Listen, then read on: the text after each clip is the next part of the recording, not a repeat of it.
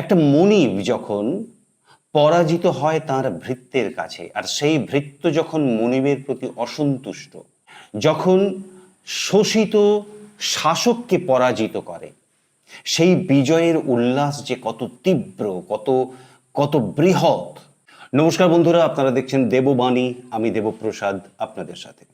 প্রতিদিনের মতো আজকে নিয়ে এসেছি নতুন একটি এপিসোড। আজকের দিনের ইতিহাসের পাতা থেকে তুলে আনা সেরা একটি ঘটনা। হ্যাঁ, ঘটনাটা ঘটেছে কিন্তু এই বাংলাতেই, পরাধীন ভারতবর্ষের এই বাংলায় তথা ভারতবর্ষের ইতিহাসে এই দিনটি কিন্তু স্বর্ণাক্ষরে লেখা আছে। কি ঘটেছিল ওই দিন, আসুন এই ভিডিওতে আমরা দেখি। তবে হ্যাঁ, তার আগে ভিডিওটি ভালো লাগলে লাইক করুন, শেয়ার করুন, আর আপনার গঠনমূলক সুচিন্তিত মতামত কিন্তু জানাবেন কমেন্ট বক্সে। বন্ধুরা, আজ থেকে প্রায় 114 বছর আগে আজকের দিনে অর্থাৎ 29শে জুলাই এই বাংলার বুকে ভারতের খেলার ইতিহাসে একটা সেরা ঘটনা ঘটে যায়। আপনারা অনেকেই জানেন আজকে কিন্তু সেইটা একটা দিবস হিসেবে পালন করা হয়, মোহনবাগান দিবস। হ্যাঁ, ঠিকই ধরেছেন, মোহনবাগান দিবস। 1911 সালে মোহনবাগান ব্রিটিশ সেনাবাহিনীর একটি রেজিমেন্ট, যার নাম ছিল ইস্ট ইয়র্কশায়ার রেজিমেন্ট, সেই দলকে পরাজিত করেছিল। এই ইস্ট ইয়র্কশায়ার দলটা কিন্তু আগে এই নাম ছিল না। এই দলটার প্রতিষ্ঠা হয় 1685 সালে। তখন এর নাম ছিল উইলিয়াম ক্লিফটন রেজিমেন্ট ফোর্ট। 1881 সালে এর নাম বদলে করা হয় ইস্ট ইয়র্কশায়ার রেজিমেন্ট। এই রেজিমেন্টের একটি দল বা একটি অংশ তখন ভারতে ছিল, আর তারা এই যে আইএফএ শিল্ড প্রতিযোগিতা হয় সেই প্রতিযোগিতায় নিয়মিত অংশগ্রহণ করত। এই আইএফএ শিল্ডে ইস্ট ইয়র্কশায়ার দল একটা ফেভারিট দল ছিল ওই বছর 1911 সালে। তারা মূলত সেনাবাহিনীর সেনাদেরকে নিয়েই এই দলটা তৈরি করত, আর ওই খেলোয়াড়রা ছিল অত্যন্ত দক্ষ, শারীরিকভাবে অত্যন্ত বলশালী, আর দক্ষ হাতে প্রশিক্ষণ প্রাপ্ত। আর উল্টো দিকে মোহনবাগানের টিম দারিদ্রতায় ভরপুর, উপযুক্ত প্রশিক্ষণ পায়নি, উপযুক্ত খেলার যে পোশাক সেটাও তারা পেত না। আজকের দিনে এই ইডেন গার্ডেন্সে, কলকাতার ইডেন গার্ডেন্সে তারা নামলো ইস্ট ইয়র্কশায়ার দলের বিরুদ্ধে ফাইনাল।